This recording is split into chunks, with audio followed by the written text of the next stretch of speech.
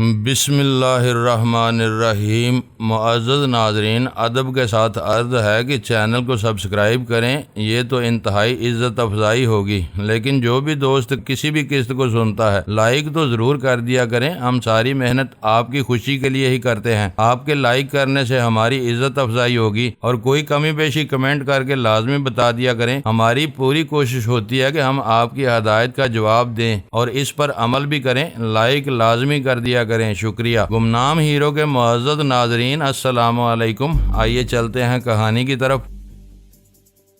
پہنچ جانا چاہیے تاکہ اصل ڈرامے کا آغاز ہونے سے پہلے ہمیں وہاں کے حالات کا جائزہ لینے کا کھلا موقع مل سکے۔ ان جزیات سے فارغ ہونے کے بعد اول خان فون پر مصروف ہو گیا۔ ہم چاروں اسے ڈرائنگ روم میں چھوڑ کر ٹیرس پر نکل آئے۔ اول خان نے آواز دے کر مجھے تیاری کی ہدایت کی تو میں چونک کر اپنے کمرے کی طرف چل دیا۔ سلطان شاہ کی طنز بڑبڑاہٹ اتنی بلند تھی کہ میں نے بھی سن لی۔ اسے قلق اس بات کا تھا کہ میں ایک بار پھر ویرا کے ساتھ باہر جا رہا تھا۔ اس احمق کی دانشت میں میرے جانے کا واحد سبب بھی یہی تھا کہ اول خان کے ساتھ ویرا ایک پرپیچ مارکے کے لیے میدان میں اتر رہی تھی۔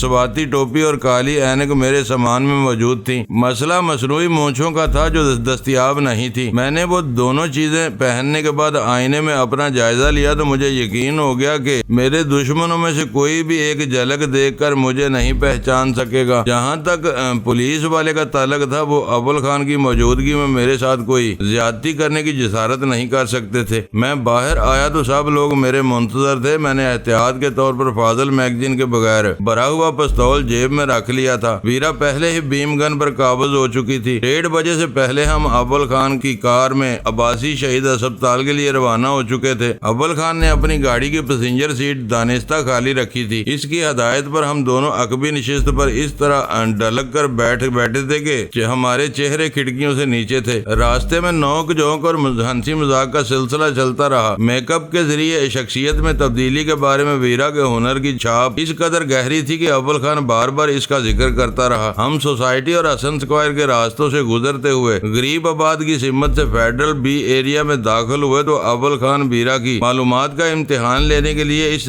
راستے کے بارے میں سوالات کرتا رہا، اور ویرا ہر بار درست جواب دے کر امتحان میں کامیاب ہوتی رہی۔ آخر کار اول خان نے اسے کریم آباد کے پرہجوم اور بارونق علاقے میں اتار دیا۔ ویرا گاڑی سے اتر کر بے پروانہ انداز میں ٹیکسی کی طرف چل دی۔ ویرا کی ٹیکسی کے موسیٰ کالونی کے راستے سے عباسی شہید اسپتال کی طرف روانہ ہوتے ہی اول خان کی گاڑی بھی حرکت میں آ گئی۔ نارتھ ناظم آباد کی کشادہ یک طرفہ سڑکوں سے ہوتے ہوئے جب ہم عباسی شہید اسپتال پہنچے تو صرف 2:15 بجے تھے۔ ویرا کی ٹیکسی اسپتال میں ایمرجنسی کی شعبے کی طرف چلی گئی۔ اول خان گاڑی کے وارڈ کی طرف لیتا چلا گیا۔ اس طرف موتی لال کی سیاہ کرولا یا کسی مشتبہ کار کے موجود نہ ہونے کا یقین کر کے اول خان نے سست روی سے پورے احاطے کا ایک چکر لگایا اور گاڑی اسپتال سے باہر لے آیا۔ اس وقت تک ویرا ٹیکسی ڈرائیور کو کرائے کی ادائیگی کر کے اسپتال کی عمارت میں غائب ہو چکی تھی۔ اول خان نے گاڑی اسپتال سے باہر کھڑی ہوئی دوسری گاڑیوں کے درمیان پارک کر دی۔ میں عقبی نشست سے اتر کر اسی کے برابر پہنچ گیا۔ اسی وقت ایک بچہ کولڈ ڈرنک کی آواز لگاتا ہوا گزرا تو میں نے اسے قریب بلا کر کھانے پینے کی اشیاء کے بارے میں پوچھا، پھر اول خان کے انکار کے باوجود ڈبل کباب کے ساتھ 2 بن کباب اور کولڈ ڈرنکس منگوا لی۔ وہ بچہ قریبی دکان کی طرف گیا تو اول خان مجھ پر بگڑنے لگا کہ میں نے ٹھیلے سے بن کباب منگوا کے گھٹیا ذوق کا مظاہرہ کیا تھا، مگر میری دلیل ہی مختلف تھی۔ اسپتال کے قریب اپنی موجودگی کا جواز پیدا کرنے کے لیے خورد و نوش میں مصروف ہو جانا سب سے آسان کام تھا۔ بچے کی واپسی تک اول خان مجھ سے الجھتا رہا، لیکن گرما گرم بن کبابوں کی اشتہا انگیز خوشبو نے اس کی پیشانی کی سلوٹیں دور کر دی۔ پہلا لقمہ لیتے ہی جب وہ میری خوش ذوقی کا قائل ہو گیا تو میں نے اسے بتایا کہ ٹھیلے کے سامنے سے گزرتے ہوئے تیز خوشبوؤں نے ہی مجھے بن کباب منگوانے کی تحریک دلائی تھی۔ ہم وہاں شکم پوری کے ارادے سے نہیں آئے تھے، بلکہ ہمیں 3 بجے تک وقت گزارنا تھا، اس لیے ہم بہت دھیرے دھیرے خورد و نوش میں مصروف رہے۔ جس وقت ہم بچے کو پیسے دے رہے تھے اسی اسی وقت سامنے سے ایک سیاہ کار رینگتی ہوئی ہسپتال کے پھاٹک کی طرف بڑھی۔ اس میں اگلی نشستوں پر 2 افراد موجود تھے۔ میں نے بچے کو ادائیگی کرنے کے بعد اضطراری طور پر اپنی ریسٹ واچ پر نظر ڈالی تو 2:45 بج چکے تھے۔ تمہارا کیا خیال ہے؟ لڑکے کے چلے جانے کے بعد اول خان نے کھوئی آواز میں پوچھا۔ کس بارے میں؟ گاڑی میں موتی لال کو کس سیٹ پر ہونا چاہیے تھا؟ اول خان نے کہا، ڈرائیونگ سیٹ پر اسی کو موجود ہونا چاہیے تھا۔ کیا تم اسے پہچانتے ہو؟ مشکل یہی ہے کہ ہم میں سے کوئی بھی موتی لال کو شکل و صورت سے نہیں پہچانتا، لیکن اس وقت جو شخص ڈرائیونگ سیٹ پر نظر آیا ہے میں اسے پہچانتا ہوں۔ اس کا نام رام چند ہے اور یہ اپنے قونصل خانے کے ویزا سیکشن میں ڈلیوری کلرک ہے۔ دوسرا چہرہ میرے لیے اجنبی تھا۔ ہو سکتا ہے کہ دوسرا آدمی موتی لال ہو، میں روانی میں کہہ گیا۔ پھر پرتاپ ادھیکاری کہاں ہے؟ مجھے اول خان کے سوال سے پہلے ہی اپنے قیاس کی غلطی کا احساس ہو چکا تھا۔ اول خان کہہ رہا تھا، مجھے دال میں کچھ کالا نظر آ رہا ہے۔ ہو سکتا ہے کہ یہ معاملہ اس قدر آسان ثابت نہ ہو جتنا ہم اب تک سمجھ رہے ہیں۔ اگر رام چند کے ساتھ پرتاپ ادھیکاری یہاں آیا ہے تو موتی لال اپنے خلاف کسی خطرناک سازش کی بو سونگ چکا ہے۔ کیا یہ ممکن نہیں کہ رام چند ہی کا دوسرا نام موتی لال ہو؟ کلرک اور اسٹینو کے رتبے میں زیادہ فرق نہیں ہوتا۔ نہیں، اول خان نے پورے وثوق سے کہا۔ مہراب خان نے پشاور میں ساون اور بوبی سے تقریباً سب کچھ اگلوا لیا تھا۔ اس کی رپورٹ میں موتی لال کا ذکر تھا۔ اگر وہ دوہری شخصیت میں کام کر رہا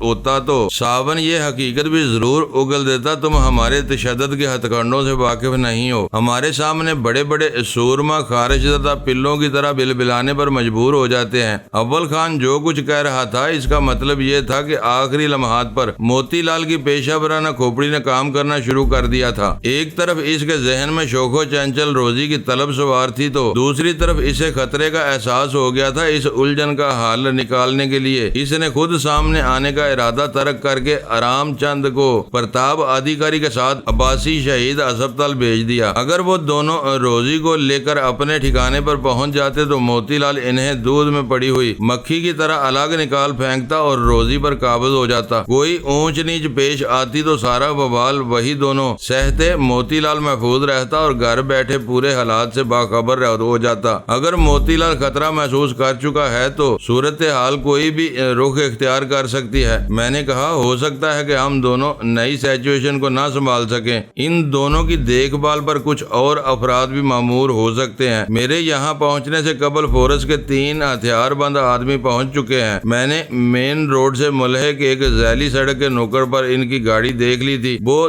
10 آدمیوں کو بھی آسانی سے سنبھال لیں گے۔ ان کے اور تمہارے درمیان رابطے کی کیا صورت ہوگی؟ میں نے پوچھا۔ سپاہی اپنے ہتھیاروں کے بغیر کبھی محاذ کا رخ نہیں کرتا۔ اس نے اطمینان سے ڈیش بورڈ کا نچلا خانہ کھول دیا۔ اس میں رکھے ہوئے مختصر سے سیاہ ٹرانسمیٹر کا سرخ بلب روشن تھا۔ ٹھیک 3:02 پر یکساں ہندسوں پر مشتمل نمبر پلیٹ علی سیاہ کرولا ہسپتال سے برآمد ہوئی۔ اس بار بھی ڈرائیونگ سیٹ پر وہی چہرہ نظر آیا جسے اول خان نے رام چند کے نام سے پہچانا تھا۔ اس کے برابر والی سیٹ پر ویرا بیٹھی ہوئی چہک رہی تھی۔ دوسرا آدمی عقبی نشست پر چلا گیا تھا۔ سیاہ کرولا کے آگے نکل جانے پر اول خان نے انجن سٹارٹ کیا اور گاڑی باہر نکال لی۔ اس دوران میں کرولا بائیں طرف مڑ چکی تھی۔ اول خان نے اپنی گاڑی اس کے تعاقب میں ڈال دی۔ آگے جا کر سیاہ کرولا 2 رویہ سڑک پر داہنی طرف گھومی اور راہگیروں کے لیے بنے ہوئے آہنی پل کے قریب رک گئی۔ اس وقت ہم موڑ پر تھے۔ اول خان کے آدمیوں کی گاڑی ہمارے پیچھے موجود تھی۔ اس مقام پر سیاہ کرولا کی پچھلی نشست سے ایک شخص نیچے اترا اور کار تیزی سے آگے بڑھتی چلی گئی۔ ہم موڑ گھوم کر اس کے پیچھے اولیے کرولا سے اترنے والے شخص کے قریب سے گزرتے ہوئے میں نے دیکھا وہ مضبوط جسم کا ایک متوسط قامت شخص تھا جس کے چہرے سے سخت گیری کے آثار نمایاں تھے۔ اس وقت میری تمام تر دلچسپی کرولا سے زیادہ اس شخص کے انجام پر مرکوز ہو کر رہ گئی تھی، اس لیے میں سر گھما کر پیچھے کا جائزہ لے رہا تھا۔ میرا خیال تھا کہ اول خان کا کوئی آدمی وہاں اتر کر اس کا پیچھا کرے گا اور موقع پا کر کہیں اس پر ہاتھ ڈالنے کی کوشش کرے گا، لیکن میرا وہ اندازہ دقیانوسی ثابت ہوا۔ اول خان کے آدمی اس وقت جارحانہ موڈ میں تھے۔ وہ شخص واپس چل کر ٹیکسیوں کی طرف جا رہا تھا کہ ایس ٹی ایف والوں کی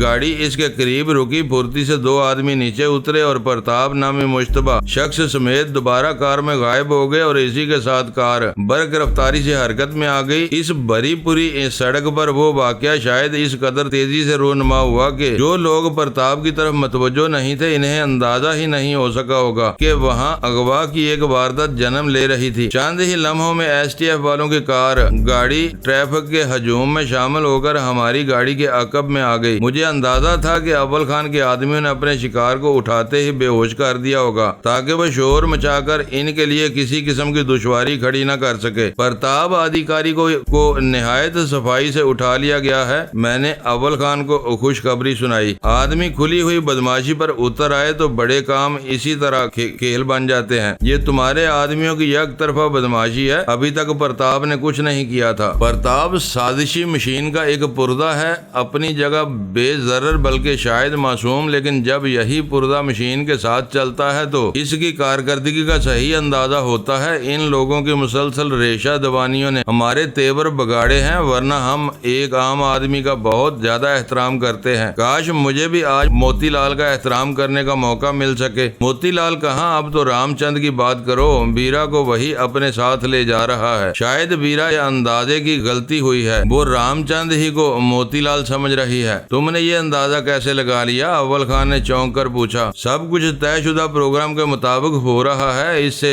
ظاہر ہو رہا ہے کہ بیرا مغالطے میں ہے۔ میں وہی جاننا چاہ رہا ہوں پروگرام کے مطابق کیا ہو رہا ہے۔ بیرا نے کہا تھا کہ وہ پرتاپ کو فوراً ہی گاڑی سے اتروا دے گی۔ اس نے رام چند کو موتی لال سمجھ کر اپنی سحر آفرینی کا جادو چلایا ہوگا۔ رام چند کو تھوڑی دیر کے لیے ایک خوبرو دوشیزہ کی والہانہ سپردگی کا موقع نظر آیا تو اس نے ویرا کے مطالبے پر عمل کر ڈالا۔ اب وہ ویرا پر ڈورے ڈالنے کی کوشش کر رہا ہوگا، انہی کوششوں میں اس کی ڈوری کھینچتی چلی جائے گی۔ وہ زہر خان کے ساتھ بولا، ویرا اپنی خداداد صلاحیتوں کے بارے میں اتنی پر اعتماد ہے، جو بات دل پر رکھ لیتی ہے وہ کر گزرتی ہے۔ خدا خیر کرے، اس بار تم اس سے کچھ زیادہ ہی متاثر نظر آ رہے ہو۔ تم ٹھیک کہہ رہے ہو، اس نے کھلے دل سے اعتراف کیا۔ چند دنوں سے میں اس کے بارے میں کسی اور ہی زاویے سے سوچ رہا تھا۔ تم بال بچے دار آدمی ہو، اس کے بارے میں زیادہ سوچ کر سراسر خسارے میں رہو گے۔ میں ان بےہودگیوں سے میلوں دور بھاگتا ہوں۔ میری سوچ کا محور صرف اور صرف میری فورس ہے۔ تمہاری فورس کا بیرا خانم سے کیا تعلق نکل آیا؟ میں نے حیرت سے پوچھا۔ اسپیشل ٹاسک فورس فی الحال ایک خالص مردانہ تنظیم ہے، جس میں باورچی سے کمانڈو تک سب مرد ہوتے ہیں۔ اگر میں اپنے اوپر والوں سے بات کر کے فورس میں ایک چھوٹا سا مگر مضبوط زنانہ یونٹ قائم کر لینے میں کامیاب ہو جاؤں تو ہماری کارکردگی کا دائرہ بہت بڑھ سکتا ہے۔ اور اس یونٹ کی کمان کے لیے تم ویرا کے نام پر غور کر رہے ہو۔ ہاں، اسے وسائل کے ساتھ آزادانہ طور پر کام کرنے کا موقع ملے تو وہ بڑے بڑے کام انجام دینے کی صلاحیت رکھتی ہے۔ اپنے باپ کے قتل کے بعد وہ ماضی سے رشتہ توڑ چکی ہے۔ بلیو کراس ڈیل کے سلسلے میں اس کی بے مثال خدمات ہم سب کے سامنے ہیں۔ اول خان بہت زیادہ سنجیدہ تھا۔ یہ خیال اپنے ذہن سے نکال دو، وہ بہت مطلون مزاج عورت ہے۔ کسی بھی وقت اس کا دماغ سنک گیا تو وہ خاموشی سے پوری ٹاسک فورس کا سودا کر کے کہیں نکل جائے گی۔ وہ اتنی بری بھی نہیں ہے، عزت و احترام سے اس کی کایا پلٹ ہو سکتی ہے۔ کوشش کر کے دیکھ لو، لیکن بعد میں مجھ سے شکایت نہ کرنا۔ جس دن میری اس سے ٹھن گئی وہ اپنے اصل روپ میں تمہارے سامنے آ جائے گی۔ وہ کچھ اسی قسم کی عورت ہے۔ میں جانتا ہوں، اچھی طرح جانتا ہوں کہ وہ تمہارے قریب رہ کر خوش رہتی ہے، لیکن یہ بات حلق سے نہیں اترتی کہ وہ صرف تمہیں خوش کرنے کے لیے سارے اچھے کام کرتی ہے۔ میں نے کبھی یہ دعویٰ نہیں کیا، میں نے فوراً ہی اس کی توثیق کرنی ضروری سمجھی۔ اس سے بگاڑ پیدا کیے بغیر اس کی نیت کا اندازہ لگانا ممکن نہیں ہے۔ اس وقت تک سیاہ کرولا ناظم آباد لسبیلا اور گرو مندر سے ہوتی ہوئی ایم اے جناح روڈ کے ٹریفک کے بہاؤ میں شامل ہو چکی تھی۔ چند گاڑیوں کے فاصلے سے ہم بھی اس کا پیچھا کر رہے تھے۔ ہمارے عقب میں اسپیشل ٹاسک فورس والوں کی پرائیویٹ گاڑی چلی آ رہی تھی۔ گارڈن روڈ کے ٹریفک سگنل سے سیاہ کرولا صدر کی طرف مڑی تو صورتحال واضح نہیں تھی کہ رام چند اپنی مرضی کے راستوں پر سفر کر رہا تھا یا ویرا اس پر قابو پانے کے بعد اسے اپنے بتائے ہوئے راستے اختیار کرنے پر مجبور کر رہی تھی۔ مسئلہ یہ تھا کہ موتی لال کے گھر اور دفتر کے علاوہ جہانگیر کی فیکٹری تک جانے والا راستہ بھی اسی موڑ سے ہو کر گزرتا تھا۔ فکر، تشویش اور سنسنی کے وہ لمحات اس وقت تک برقرار رہے جب تک تینوں گاڑیاں شارع فیصل کے آخری سگنل ٹریفک سگنل پر نہ رک گئیں۔ ادھر سے بائیں طرف جہانگیر کی فیکٹری کا راستہ تھا، سیدھی سڑک پر موتی لال کا دفتر تھا اور داہنے موڑ والا راستہ موتی لال کے گھر کے علاوہ ڈیفینس سے ہوتا ہوا کرنگی روڈ سے جا ملتا تھا۔ سیاہ کرولا ایسی جگہ روکی گئی تھی کہ اس کے اگلے سفر کی سمت کا اندازہ لگانا ممکن نہیں تھا۔ سگنل کی سبز بتی روشن ہوتے ہی سیاہ کرولا کا داہنا انڈیکیٹر چلنے لگا۔ رام چند گاڑی کو قطار سے نکال کر دھیمے دھیمے داہنی رو میں لانے لگا اور پھر ہمارے کارواں کلفٹن کی راہ پر رواں ہو گیا۔ شاید ویرا ڈیفنس سے نکل کر کرنگی جانے کا ارادہ رکھتی ہے، اول خان بڑبڑایا۔ ہو سکتا ہے کہ رام چند ہی اسے کہیں لے جا رہا ہو، ابھی کچھ نہیں کہا جا سکتا۔ کلفٹن کے پل اور پہلے چوراہے کے بعد جب سیاہ کرولا دوسرے چوراہے سے داہنی طرف گھومی تو ہم دونوں کی ساری امیدیں دم توڑ گئیں۔ وہ راستہ کہیں بھی جا رہا ہو، کرنگی ہرگز نہیں جاتا تھا۔ شاید ویرا رام چند پر قابو پانے میں ناکام رہی تھی، اسے موقع نہیں مل سکا تھا، یا پھر رام چند نے اس بیم گن چھین لی تھی۔ جب بھی سیاہ کرولا غیر متعلقہ راستے پر جا رہی تھی، ان دنوں بھی بوڈ بیسن کا وہ علاقہ خاصا آباد تھا، لیکن ہر طرف تعمیراتی سرگرمیاں بھی جاری تھی۔ علاقہ مکمل طور پر آباد نہ ہونے کی وجہ سے وہاں بھیڑ بھاڑ اور رونق بھی بہت زیادہ تھی۔ اب شاید ہم موتی لال کے گھر پر ہی رکیں گے، اول خان شاید بلند آواز میں سوچ رہا تھا۔ میں نے کوئی جواب دینا ضروری نہ سمجھا۔ اس دوران میں اول خان نے گاڑی کی رفتار سست کر لی تھی۔ اس علاقے میں کافی اندر آنے کے بعد جب موقع ملا تو اول خان نے فوری طور پر اپریٹس نکال کر اپنے آدمیوں سے رابطہ کیا اور انہیں رک جانے کی ہدایت دی۔ کم آبادی والے اس حصے میں رام چند اپنے پیچھے دو گاڑیوں کو دیکھ کر چکنا ہو سکتا تھا۔ آخر کار سیاہ کرولا ایک پھاٹک کے سامنے گھوم کر رکی، اس کا ہارن بجا اور پھاٹک کھلتے ہی کار اندر چلی گئی۔ ہم اس مکان کے سامنے سے گزرے تو پھاٹک بند ہو چکا تھا۔ پھاٹک کے ساتھ والے ستون پر شاہ زمان خان کے نام کی تختی بہت نمایاں تھی۔ یہ مکان موتی لال کا نہیں ہو سکتا، میری اطلاعات کے مطابق وہ ایک فلیٹ میں رہتا ہے۔ وقت گزرنے کے ساتھ ساتھ اول خان کی تشویش میں اضافہ ہوتا جا رہا تھا۔ یہ یہاں کیوں آئے ہیں؟ ہو سکتا ہے کہ رام چند نے اپنے کسی پروگرام پر عمل شروع کر دیا ہو، یا موتی لال نے اپنی عیاشیوں کے لیے یہ خفیہ ٹھکانہ بنایا ہوا ہے۔ اول خان نے اپنی گاڑی ایک ویران گلی کے سرے پر پارک کر دی۔ گاڑی کی پوزیشن ایسی تھی کہ اندر بیٹھے بیٹھے شاہ زمان خان کے مکان میں آنے جانے والوں پر نگاہ رکھی جا سکتی تھی۔ اس گلی میں کئی زیر تعمیر مکانات بند اور ویران پڑے ہوئے تھے، ان کے درمیان میں کہیں کہیں خالی پلاٹ موجود تھے۔ ایک مکان میں شور و شور سے کام ہو رہا تھا اور وہاں مزدوروں کی چہل پہل نظر آ رہی تھی۔ اول خان نے آپریٹس پر دوبارہ اپنے آدمیوں سے رابطہ کر کے قیدی کا حال پوچھا تو وہ بدستور بے ہوشی کی حالت میں عقبی پائیدان پر پڑا ہوا تھا۔ اول خان نے قیدی کو ڈگی میں بند کر کے ایک آدمی کو گاڑی کے ساتھ روکنے کی ہدایت کی اور بقیہ دو افراد کو مکمل تیاری کے ساتھ اپنی طرف بلا لیا۔ چند منٹ بعد وہ دونوں چہل قدمی کے انداز میں بے پرواہی سے راستہ طے کرتے ہوئے ہم تک آ پہنچے۔ ان میں سے ایک کا نام تور خان اور دوسرے کا اجمل تھا۔ اول خان کے اشارے پر وہ پچھلی سیٹ پر بیٹھ گیا۔ کرولا سامنے والے مکان میں گئی ہے، اول خان نے انگلی کے اشارے سے انہیں بتایا۔ یہاں پشت پر سارے مکانات ایک دوسرے سے ملے ہوئے ہیں، اس لیے اس مکان سے نکاسی کے دو ہی راستے ہیں، پھاٹک والا سامنے کا حصہ یا خالی پلاٹ کے ساتھ بنی ہوئی بغلی دیوار۔ ان راستوں سے کوئی فرار ہونے میں کامیاب نہیں ہونا چاہیے۔ سیاہ کرولا سے آنے والی عورت ہماری ساتھی ہے، غالباً اس امکان میں اس کے سوا کوئی اور عورت نہیں ہے۔ اسے کوئی گزند پہنچائے بغیر ہمیں دوسرے تمام افراد کو پکڑنا ہے۔ ہم دونوں اندر جائیں گے، تم دونوں باہر سے نگرانی کرو گے۔ سگنل نمبر 2 سنتے ہی تم کو ہر ضروری کارروائی کرنے کا اختیار ہوگا۔ اول خان کی ہدایت بہت واضح تھی، وہ دونوں یس سر کہہ کر رہ گئے۔ اول خان نے اپنی کار کی ڈگی کھولی تو اس میں سے ایک پھولا ہوا خستہ حال بیگ موجود تھا۔ اس نے کینوس میں لگی ہوئی زپ کھولی تو بیگ میں بھرے ہوئے مہلک ہتھیار جھانکنے لگے۔ اول خان نے تھیلے میں سے 2 کلاشنکوف نکال کر ان کے میگزین چڑھائے اور ایک کلاشنکوف مجھے تھما دی۔ تم پھاٹک کی طرف سے اندر پہنچو، میں خالی پلاٹ کی طرف سے دیوار پھاندنے کی کوشش کرتا ہوں۔ ایک دوسرے کی طرف بڑھتے ہوئے ہم گراج والے کونے پر ملیں گے اور مکان کا چکر لگانے کے بعد اندر داخل ہونے کے راستے کا تعین کریں گے۔ اول خان نے پیشہ ورانہ انداز میں مجھے بریفنگ دی۔ یہ سگنل نمبر 2 کیا بلا ہے، اس کا استعمال کیسے ہوگا؟ میں نے پوچھا۔ اسے SOS یا خطرے کا پیغام سمجھ لو، حلق سے ایک خاص انداز میں آواز نکالنی ہوگی۔ یہ کام میں خود کر لوں گا، دعا کرو کہ اس سگنل کے استعمال کی نوبت نہ آنے پائے۔ میرے دل میں وسوسہ پیدا ہوا کہ کہیں اول خان مارا گیا اور میں گھیر لیا گیا تو میں باہر والوں کو اپنی مدد کے لیے کیسے بلاؤں گا، لیکن میں اول خان سے وہ سوال کرنے کی ہمت نہیں کر سکا۔ ہم دونوں نے پرعزم نگاہوں سے ایک دوسرے کی طرف دیکھا، کلاشنکوفیں اپنے لباسوں میں چھپائیں اور شاہ زمان خان کے مکان کی طرف چل دیے۔ میں نے چوکنے انداز میں قرب و جوار کا اندازہ لگایا تو آباد مکانوں کے پھاٹک بھی بند تھے۔ خوشحال لوگ اپنے بڑے مکانات پر مشتمل آبادیوں میں یہی ایک خوبی یا خامی ہوتی ہے کہ ہر شخص دروازے بند کیے اپنی چار دیواری بلکہ چار دیواری میں بنے ہوئے اپنے اپنے کمرے میں مگن رہتا ہے، اسے محلے یا پڑوس کے لوگوں سے کوئی غرض نہیں ہوتی، نہ وہ ان کی فکر میں گلتا رہتا ہے۔ بظاہر میدان صاف ہونے کے باوجود میں شاہ زمان خان کے مکان کے اس ستون کے پاس جا کھڑا ہوا جس پر اطلاعی گھنٹی کا بٹن نصب تھا۔ میرا انداز ایسا تھا کہ جیسے گھنٹی بجانے کے بعد کسی جواب کا انتظار کیا جا رہا ہو۔ اس دوران میں آہنی پھاٹک کی جھریوں سے جھانک کر اندر کا جائزہ بھی لیتا رہا۔ پورچ میں سیاہ کرولا کھڑی ہوئی تھی، عمارت اور احاطے کی دیواروں کا درمیانی گلیارہ بظاہر ویران نظر آ رہا تھا۔ میں نے اچک کر دیوار کے اوپر سے اندر نگاہ ڈالی تو وہاں بھی کوئی متنفس موجود نہیں تھا۔ میں نے پلٹ کر آخری بار اپنے قرب و جوار کا جائزہ لیا اور دیوار کی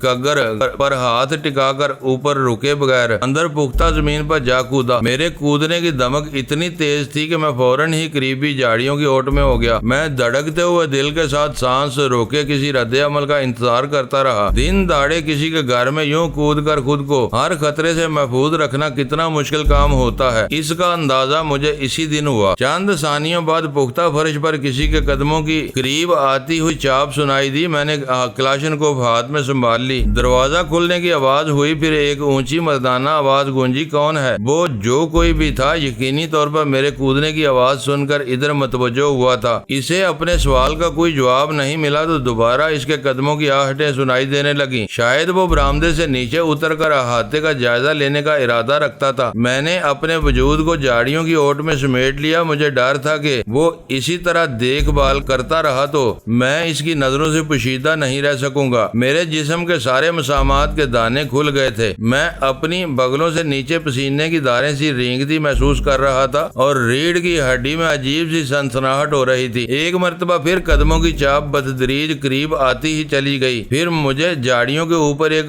خوش غمناک چہرہ نظر آیا جو کینہ توز نگاہوں سے مجھے گھور رہا تھا۔ اچھا تو مجھے دھوکہ نہیں ہوا تھا، ایک خبیث یہاں چھپا۔ اس نے زہر میں ڈوبی ہوئی آواز میں بولنا شروع ہی کیا تھا کہ میں نے کلاشنکوف کی نال قدرے بلند کر کے اپنے ہونٹوں پر انگلی جما کر اسے خاموش رہنے کی ہدایت کی اور وہ میری کلاشنکوف کی جھلک دیکھتے ہی یک لخت خاموش ہو گیا۔ اس نے میری کسی ہدایت کے بغیر غیر ارادی طور پر اپنے دونوں ہاتھ اوپر اٹھا لیے تھے۔ میں بہت آہستگی اور احتیاط سے اٹھا۔ وہ جھاڑیاں خود رو نہیں تھیں۔ مختلف پودوں اور بیلوں نے مدتوں سے تراش خراش نہ ہونے کے سبب وہ صورت اختیار کر لی تھی۔ اس وقت میرے سامنے دو راستے تھے۔ اول یہ کہ اسے بھی ان جھاڑیوں کی اوٹ میں لا کر اندر کے بارے میں معلومات حاصل کرنے کی کوشش کروں، دوئم یہ کہ کسی بھی باز پرس کی جھنجٹ میں پڑے بغیر اسے بے ہوش کر دوں۔ میری نظر میں پہلا طریقہ پرخطر اور دوسرا بے ضرر تھا۔ باز پرس کے دوران میں وہ اچانک چیخنا چلانا شروع کر دیتا تو ہمارا سارا کھیل خراب ہو سکتا تھا۔ اپنے لباس اور وضاحت سے وہ اس گھر کے مکینوں کا کوئی منہ چڑھا ملازم معلوم ہو رہا تھا۔ مجھے ہتھیار بند دیکھ کر اس کا سارا حوصلہ ہوا ہو گیا تھا اور چہرے پر خوف کی پرچھائیاں ناچنے لگی تھی۔ میں پوری طرح اپنے قدموں پر کھڑا ہونے کے بعد اس کی طرف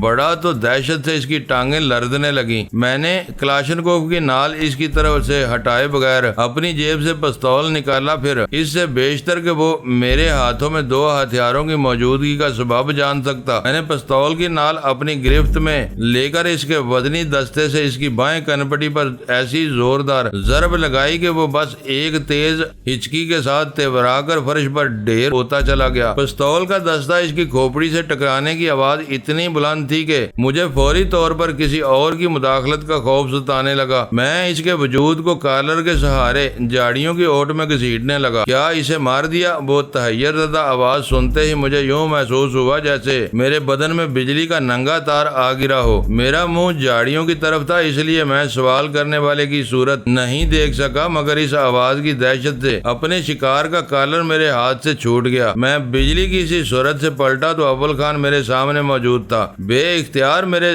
سینے سے اطمینان کا ایک لمبا سانس خارج ہو گیا۔ اس کی جگہ کوئی اور ہوتا تو میرا کام ہی تمام ہو گیا تھا۔ اس وقت بہت زیادہ کہنے سننے کی گنجائش نہیں تھی۔ سیدھی سی بات تھی کہ اول خان نے طے شدہ کونے پر پہنچ کر میری تلاش میں ادھر ادھر نظریں دوڑائی ہوں گی تو میں بوجھ ڈھوتا ہوا نظر آیا اور وہ دبے قدموں میرے پاس آ پہنچا۔ ہم دونوں نے پھرتی سے بے بے ہوش آدمی کو گھسیٹ کر جاڑیوں میں اتنی دور تک دھکیل دیا کہ وہ آسانی سے کسی کی نظروں میں نہ آ سکے۔ وہ رام چند ہرگز نہیں تھا، گو ہم دونوں میں سے کسی نے موتی لال کو نہیں دیکھا تھا، لیکن اول خان کا بھی اندازہ تھا کہ وہ موتی لال نہیں ہو سکتا تھا۔ اس کا مطلب تھا کہ ہمارے اصل حریف بدستور اندر موجود تھے۔ مکان میں داخلے کا راستہ تلاش کرنے کی مشکل خود بخود حل ہو چکی تھی۔ مکان کا برآمدے میں کھلا ہوا دروازہ ہم اندر داخلے کی دعوت دے رہا تھا۔ ہم کچھ دیر تک اپنے کنجے عافیت میں دب کے کسی رد عمل کا انتظار کرتے رہے۔ جب کہیں سے نقل و حرکت کی کوئی آواز یا آہٹ نہیں سنائی دی تو ہم نے احتیاط سے اندر داخل ہونے کا فیصلہ کر لیا۔ اول خان میرے آگے تھا، میں اس کے پیچھے جاڑیوں کی اوٹ سے نکلا اور پنجوں کے بال دوڑتا ہوا برآمدے میں پہنچ گیا۔ دیوار سے لگ کر اندر کی سنگن لینے کے بعد ہم دونوں یکے بعد دیگرے اندر داخل ہو گئے۔ وہ ایک راہداری کا کشادہ ابتدائی حصہ تھا۔ اس میں داہنی طرف ایک بند دروازہ تھا جو شاید ڈرائنگ روم میں کھلتا تھا۔ اندر گہرا سکوت چھایا ہوا تھا۔ اول خان نے دستہ گھما کر ہلکا سا دباؤ ڈالا تو دروازہ کوئی آواز پیدا کیے بغیر کھل گیا۔ اندر فرشی قالین پر قیمتی فرنیچر سجا ہوا تھا، لیکن ان میں سب چیزوں کی ابتری حالت مکینوں کی بے پرواہی کا نوحہ کر رہی تھی۔ ہم وہ دروازہ بند کر کے آگے ہو لیے۔ اس وسیع و عریض گھر میں کل 7 کمرے تھے، جن میں سے 6 بالکل ویران پڑے ہوئے تھے۔ 7ویں کمرے میں سے آنے والی مردانہ اور زنانہ آوازیں سن کر ہم نے اس کا جائزہ لینے کا ارادہ ملتوی کر دیا۔ مجھے فکر یہ تھی کہ اس مکان میں ویرا کے ساتھ کم از کم 2 مرد موجود تھے۔ ایک کے ساتھ وہ بند کمرے میں خوش گپیوں میں مصروف تھی، لیکن دوسرے کا کہیں پتہ نہیں تھا۔ مجھے شبہ ہونے لگا کہ مجھ کہیں ہمارے ہاتھوں بے ہوش ہونے والا شخص ملازم کے بجائے خود موتی لال ہی نہ رہا ہو۔ اس کے سوا دوسرے آدمی کی روپوشی کا کوئی جواز نظر نہیں آ رہا تھا۔ میں یہیں ٹھہر کر بند کمرے پر نگاہ رکھتا ہوں، تم ذرا چھت کا بھی ایک چکر لگا ڈالو۔ اول خان نے اوپر جانے والے زینوں کی طرف اشارہ کرتے ہوئے سرسری لہجے میں کہا۔ میں خود بھی یہ چاہتا تھا کہ بند کمرے میں تباہ آزمائی کرنے سے پہلے یہ اطمینان کر لیا جائے کہ ہم پر بے خبری میں پیچھے سے وار نہیں کیا جائے گا۔ اوپر جانے والے زینے طے کرتے ہوئے میں بالکل بے خوف تھا۔ میں نے پستول پہلے ہی جیب میں رکھ لیا تھا، اس وقت کلاشن کو بھی شانے سے لٹکائی، لیکن زینوں کا اختتام ہونے پر میں چھت پر بنی ہوئی برساتی میں داخل ہوا تو میرا دل اچھل کر حلق میں آ گیا۔ مکان کی چھت پر کسی کمرے کی تقریباً 2.5 فٹ اوپر ابری ہوئی سن روف کے سائے میں ایک شخص سینے کے بل لیٹا ہوا شیشے سے اندر جھانک رہا تھا۔ میں نے اس معاملے کی اہمیت کے پیش نظر سیاہ کرولا کے سواروں کے حلیے اتنی تفصیل سے ذہن نشین کیے تھے کہ ان کی شکلوں کے علاوہ لباس تک مجھے یاد تھے۔ مجھے چھت پر لیٹے ہوئے شخص کا چہرہ نظر نہیں آیا، لیکن میں نے اس کے لباس پر نظر پڑتے ہی پہچان لیا کہ وہ رام چند تھا۔ رپوش دشمن کا سراغ ملتے ہی میرے وجود میں عزم اور حوصلے کی ایک نئی لہر سرایت کرتی چلی گئی۔ وہ سن روف ایک مستطیل کی صورت میں تعمیر کی گئی تھی۔ اس میں کونے کے 4 ستونوں پر بیم اور کنکریٹ کی چھت کو روکا گیا تھا۔ بیم اور چھت کے فرش کے درمیان 2.5 فٹ اونچی جگہ پر چوبی فریم میں شیشے جڑے ہوئے تھے تاکہ دن کی روشنی اور سورج کی دھوپ براہ راست کمرے میں پہنچ سکے۔ شیشے کی دیواروں کی ناپائیداری کا سدباب کرنے کے لیے اندر کے رخ پر مضبوط آہنی گرل نصب کی گئی تھی، جس کی وجہ سے شیشہ توڑ کر کمرے میں اترنا آسان نہیں رہا تھا۔ اس وقت سورج مغرب میں تھا۔ کمرے کے در و دیوار پر اپنا سایہ پڑنے کے خوف سے رام چند اس وقت شیشے کی مشرقی کی دیوار کے ساتھ لیٹا ہوا تھا۔ اس کے انداز سے صاف ظاہر ہو رہا تھا کہ وہ جو کچھ کر رہا تھا خفیہ طور پر اور اب کسی کو اعتماد میں لیے بغیر کر رہا تھا۔ چند ثانیوں تک ذہن پر زور دینے کے بعد میں پوری سچویشن سمجھنے میں کامیاب ہو گیا۔ میرے اندازے کے مطابق سن روف اسی کمرے میں بنی ہوئی تھی جس میں ویرا کسی کے ساتھ موجود تھی۔ ویرا کے پہنچ جانے کے بعد موتی لال نے شاید رام چند کو بالکل ہی نظر انداز کر دیا اور خود ویرا کو لے کر اس کمرے میں جا بیٹھا۔ ممکن ہے وہ اس وقت نشے میں بھی رہا ہو۔ رام چند نے اپنی توہین کا انتقام یوں لینا چاہا کہ ان کی خلوت کا تماشائی بن کر سن روف کے سہارے لیٹ گیا۔ اس وقت وہ اپنے اسی انتقامی جذبے کی وجہ سے بدترین صورتحال کا سامنا کرنے والا تھا۔ کمرے میں جو کچھ ہو رہا تھا وہ رام چند کے لیے اس قدر دلچسپ تھا کہ وہ اپنے گرد و پیش سے یکسر غافل ہو کر اپنے مشاہدے میں منہمک تھا۔ میں آہستگی سے برساتی سے نکل کر اس کے قدموں کے قریب جا کھڑا ہوا، لیکن اسے پھر بھی اپنے اوپر نازل ہونے والے عذاب کا ادراک نہ ہو سکا۔ میں نے نہایت اطمینان سے پوزیشن لے کر دونوں ٹخنوں کے قریب سے اس کی پنڈلیاں جکڑی اور وحشیانہ بے رحمی سے اسے اسی حالت میں پیچھے کی طرف گھسیٹ لے آیا۔ اس نے حلق سے دہشت زدہ آوازیں نکالتے ہوئے کسی چیز کو پکڑنے کی سر توڑ کوشش کی، لیکن اس کے سامنے سپاٹ شیشوں اور مستہ فرش کے سوا کچھ بھی نہیں تھا۔ آہنی گرل جو اس کا سہارا بن سکتی تھی شیشوں کے پیچھے کمرے کے رخ پر لگی ہوئی تھی۔ میں اسے اسی طرح گھسیٹتا ہوا برساتی تک لایا۔ پختہ فرش کی تیز رگڑ نے اس کے پیٹ اور سینے پر یقیناً خراشیں ڈال دی ہوں گی، کیونکہ چند فٹ کے بعد ہی فرش پر خون کی گھسٹی ہوئی لکیریں نظر آ رہی تھی۔ اسے پلٹ کر سیدھا ہونے کا موقع دیے بغیر میں نے اس کی کمر پر سوار ہو کر اس کی ٹانگیں پوری قوت کے ساتھ اوپر اٹھانی شروع کر دی۔ اذیت سے اس کی چیخیں نکلی تو میں نے ہڑبڑا کر اس کی ٹانگیں چھوڑ دی۔ شور کی آواز موتی لال کے کانوں تک پہنچ جاتی تو ہمارے لیے پریشانی پیدا ہو سکتی تھی۔ معزز ناظرین، لائک کریں، شیئر کریں اور کمنٹس باکس میں پاک آرمی زندہ باد، پاکستان پائندہ باد کا نعرہ ضرور درج کر کے اپنے ملک پر فخر کریں اور پاکستان کی بنیادیں مضبوط کرنے میں اپنا کردار ادا کریں۔ ویڈیو دیکھنے کا شکریہ۔ معزز ناظرین، اپنا خیال رکھیے گا اور ہمارے چینل کا بھی۔ ISI پاک آرمی زندہ باد، پاکستان پائندہ باد۔